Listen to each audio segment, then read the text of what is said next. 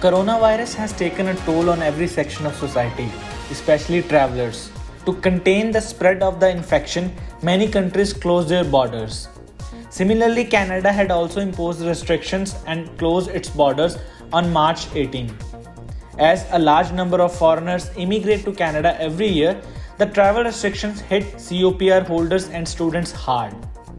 However, Canada exempted foreigners whose permanent residence applications were approved on or before March 18 from travel restrictions. But measures and lockdowns imposed by other countries barred several COPR holders from traveling to Canada to become a permanent resident. As a result, COPRs of many people were expired and they were clueless about the process of their extension. Now, the Immigration, Refugees and Citizenship Canada issued a statement on Twitter in this regard. The IRCC said, "Unfortunately, we are unable to provide timelines on processing COPR extensions. Our offices are reopening and we continue to work as quickly possible to process applications we received during the pandemic. We will send an electronic authorization letter with further instructions on traveling to Canada and landing as a PR once we have assessed whether travel exemptions have been met."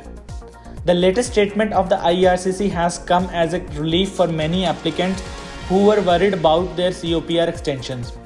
Several people who had planned to travel in summer have left their jobs in their home countries after their permanent resident applications were approved. It is expected that the IRCC will issue further instructions in this regard in the coming days. Recently, the IRCC issued latest instructions for students whose student permit has been approved or those who want to take admission to colleges and universities in the fall intake.